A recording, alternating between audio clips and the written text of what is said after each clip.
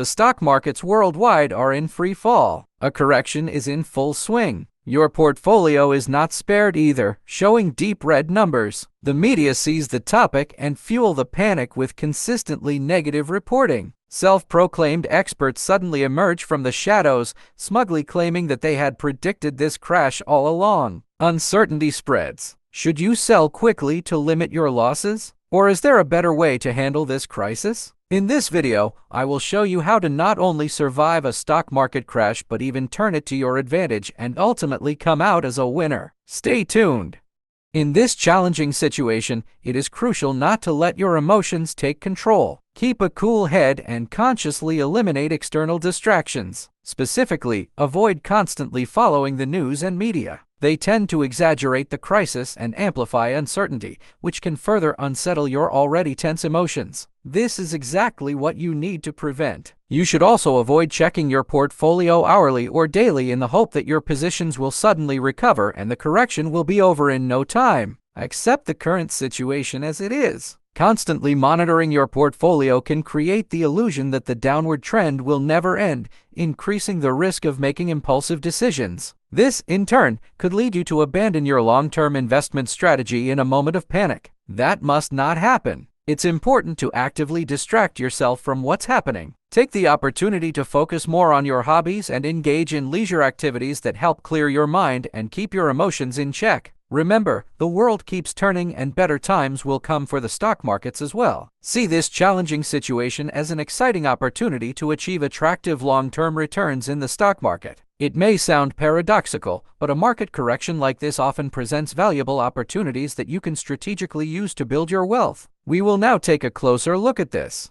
Basically, you have three options during a market correction: sell, hold, or buy more. Your emotions will play a significant role in this decision, which is why it's crucial to stay as rational as possible. Ultimately, this is the moment that determines whether you come out of this situation as a winner or a loser. If you let your negative emotions take control in this situation, you will most likely act impulsively and hit the sell button. This turns temporary paper losses into real losses, meaning you actually lose money. Essentially, you're falling into the very trap that a market correction sets. That's why you should generally avoid this option. However, there is one exception, which I will discuss later. It's far better to stay relaxed, continue seeing the positive side of life, and enjoy it as much as possible. This helps you avoid making emotional decisions. You leave your portfolio unchanged, without selling or adjusting your positions. By doing so, you demonstrate a certain level of emotional maturity, which is an essential trait for long-term success in the stock market. However, you're not yet fully capitalizing on the opportunities this situation presents. The best option by far in this situation,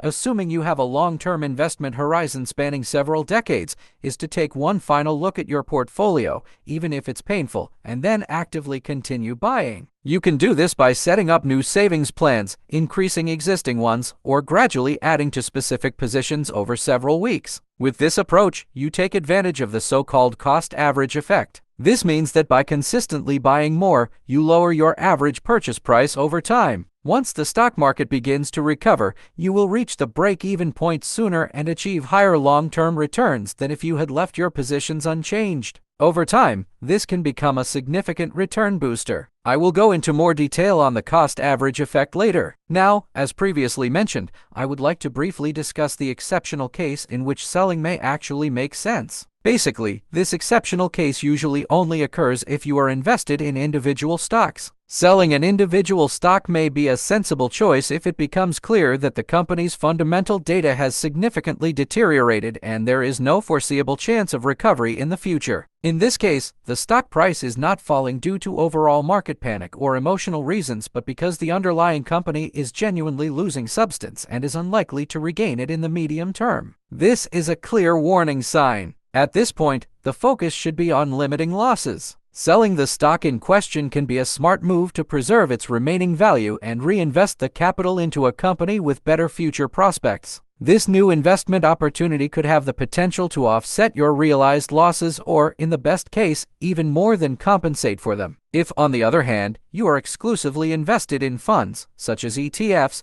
you should completely dismiss the idea of selling. While it is rare, funds can sometimes collapse and be liquidated, but the risk of losses is significantly lower compared to individual stocks. Therefore, there is only one sensible strategy for funds: buying more. A concrete example illustrating this approach will follow now, based on the previously mentioned cost-average effect.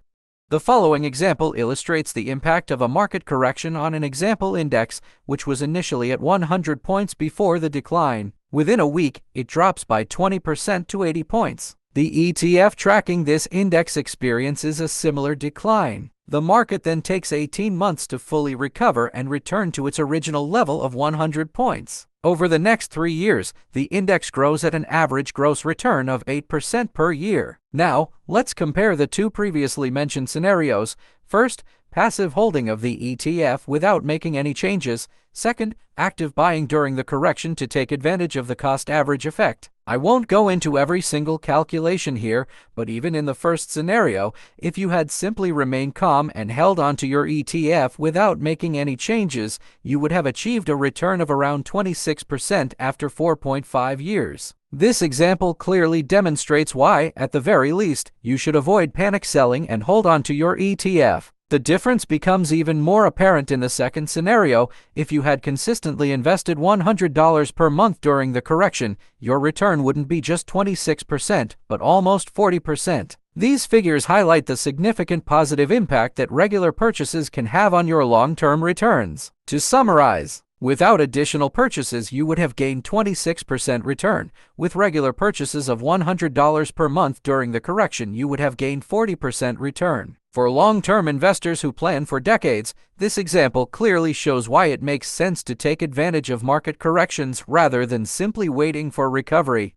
Let's summarize what we've learned in an overview. Our ability to control our emotions ultimately determines whether we emerge as winners or losers from a stock market correction. Therefore, it is crucial not to panic or make impulsive decisions. Instead, we should remain calm and distance ourselves as much as possible from market fluctuations. We have 3 options: sell, hold, or buy. If we are exclusively invested in funds and have a long-term perspective, selling should not be considered an option. A sale is only advisable in the previously mentioned exceptional case of individual stocks, where it may help to limit losses. At a minimum, we hold our positions without making any changes. Ideally, we continue to buy regularly to take advantage of the cost-average effect. By consistently buying more over time, we create a true return booster that ultimately allows us to emerge as winners from the crash. We trust in the strength of the markets and the success of the companies operating within them. This is where we draw our inspiration, knowing that after every crisis comes a new upswing and that the stock markets will experience better times again.